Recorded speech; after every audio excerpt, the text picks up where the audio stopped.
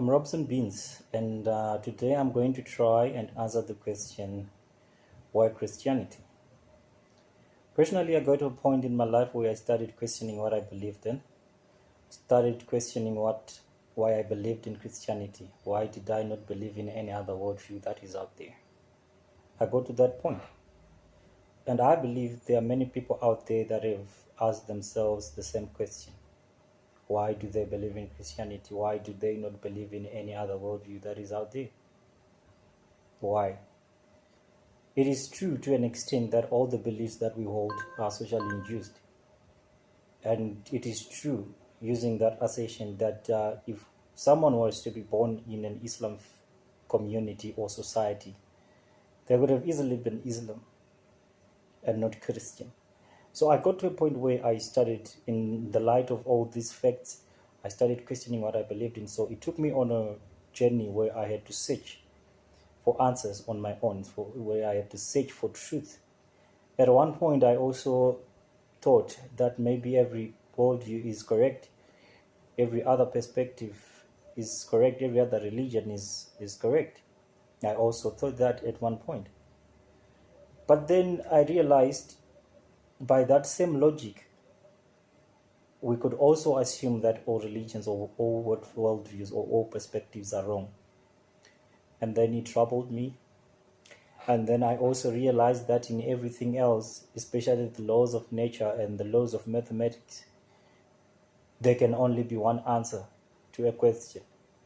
I mean, the fact that I was coming to grips with was the fact that truth by nature is exclusive. It is exclusive. That's the truth about it. By you making an assertion, it means that you are denying the opposite of that assertion. So if you're going to be asked what's the answer to 1 plus 1, you're going to say the answer is 2. Whether you're in England, whether you're in America, whether you're in Zimbabwe, whether you're in Brazil, that's the law of logic and rationale. 1 plus 1 is 2 everywhere. Now there are other answers like 3 or 4 to the same question. They could be close to the correct answer, but they are not. So by nature, truth is exclusive, and we have to come to that understanding and accept it. So yes, there are worldviews out there, there are religions out there, but they cannot all be correct. So the next question is, which one is the correct one? So now you are on a journey to find truth for your own. Okay. So we have to look at all the worldviews that are out there to start with. But if we are going to list them all, then it's going to take a lifetime to do that. There are lots of worldviews out there, so we cannot really pick every one of them and try to examine them. So we will categorize them into 3 main categories. The list is not exhaustive, but from my own research, I've come up with 3 categories of all worldviews that are out there. The first worldview believes that only God exists. Only God exists. And in this category, that's where we have pantheism. If you want to research more about it, go and do so. But the core beliefs in pantheism, or the core belief, the core belief is that, the core concept is that everything, including the universe, animates God. Believes that God is part of the universe. So that means everything that is in the universe animates God. So that includes you, that includes the phone you're using, that includes your dining table, that includes your kitchen sink. Everything within the universe that exists animates God. Okay. And then the second category believes that only the universe exists. And this is where we have naturalism and atheism. Then we have the third category, which believes that both God and the universe exist. So this is where we have Christianity, we have Islam, and many other religions, but I've categorized them into 3, and these are the main ones. So now worldviews, by nature, they are there to answer some questions about life.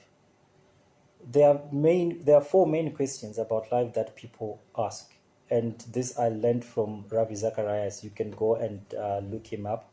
But basically, these are the 4 questions that every human being has and every human being needs answers to.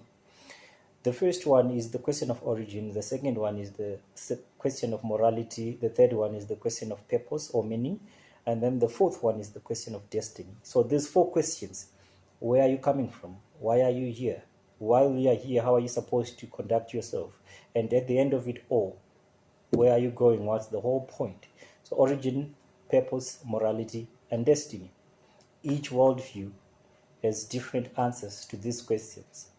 But then the true worldview, or the correct or the right worldview, or the best worldview, he has to answer these questions with correspondence and with coherence.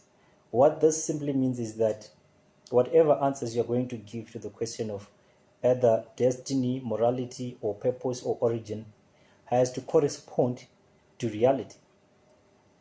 And then when all these answers that you've given are taken together, there must be some coherence. We shouldn't be having systematic contradictions with all these answers.